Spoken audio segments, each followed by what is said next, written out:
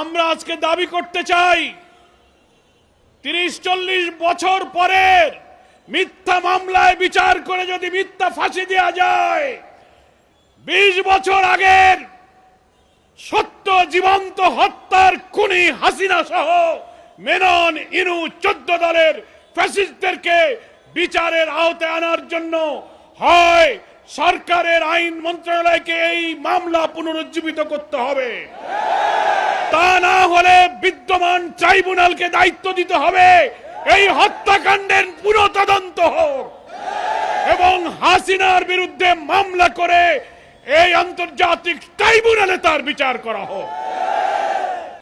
২০০৬ সালের ২৮ অক্টোবরে যে নৃশংস, নিষ্ঠুর, বর্বরতম, ইতিহাসের নজিরবিহীন নৃশংসতা দেখানো হয়েছে, সারা দেশ এবং দুনিয়া সেদিন শিহরিত হয়েছে।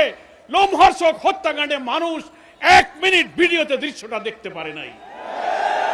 সবাই ঘৃণা পোষণ করেছে, বিচার চেয়েছে, অথচ সেই লগি বৈঠার খুনের নির্দেশদাতা শেখ হাসিনা জনতা রুদ্র সে পালিয়ে দিল্লিতে আশ্রয় নিয়েছে। আমরা আজকে দাবি করতে চাই ৩০-৪০ বছর পরের মিথ্যা মামলায় বিচার করে যদি মিথ্যা ফাঁসি দেওয়া যায়, ২০ বছর আগের সত্য জীবন্ত হত্যার খুনি হাসিনা সহ মেনন, ইনু ১৪ দলের ফ্যাসিস্টদেরকে বিচারের আওতায় আনার জন্য হয় সরকারের আইন মন্ত্রণালয়কে এই মামলা পুনরুজ্জীবিত করতে হবে, তা না হলে বিদ্যমান ট্রাইব্যুনালকে দায়িত্ব দিতে হবে এই হত্যাকাণ্ডের পুরো তদন্ত হোক এবং হাসিনার বিরুদ্ধে মামলা করে এই আন্তর্জাতিক ট্রাইব্যুনালে তার বিচার করা হোক। পৃথিবীর ইতিহাসে এটা নজিরবিহীন। সেই সময় যেমন মৃত লাশ উপরে তারা নাচানাচি করেছে, জুলাইয়ের গণ অভ্যুত্থানেও তারা মৃত লাশ পুড়িয়ে ছাই করে দিয়েছে। এই ফ্যাসিস্টদের আর বাংলাদেশে জনগণ তাদেরকে প্রশ্রয় দিতে পারে না। আমরা শুনতে পাচ্ছি ওই খুনি হাসিনা দিল্লি থেকে কর্মসূচি দিচ্ছেন, নভেম্বরের প্রথম সপ্তাহে ১৫ দিনে বিক্ষোভ, হরতাল, ঘেরাও। আমরা সরকারের স্বরাষ্ট্র উপদেষ্টা, আইন উপদেষ্টা সহ সকলকে বলবো, এই খুনিদের রাজনীতি চিরতরে বাংলাদেশ থেকে বিদায় করার জন্য তাদেরকে এই ট্রাইব্যুনালে বিচারের কাঠগড়ায় দাঁড়াতে হবে। এ জাতি যদি ব্যর্থ হয় তাহলে ২০০৬ সালের অক্টোবরের এই হত্যার মধ্য দিয়ে সেই ৬ থেকে ২৫, এই ১৯ বছরে বাংলাদেশের রাজনীতি তার গতিপথ হারিয়ে ফ্যাসিবাদের দিকে যাত্রা শুরু করেছিল। ২৪ সালে এসে সেই ফ্যাসিবাদী রাজনীতির দীর্ঘ যাত্রাপথে গতি হারানো রাজনীতিকে সহস্রাধিক জনতা জীবন দিয়ে নতুন বাংলাদেশের জন্য দেশকে নতুন করে স্বাধীন করেছে।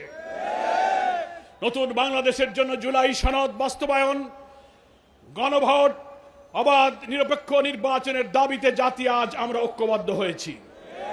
আমি বলতে চাই, জুলাই সনদ অবিলম্বে আদেশ জারি করে জাতীয় নির্বাচনের পূর্বে গণভোট দিতে হবে।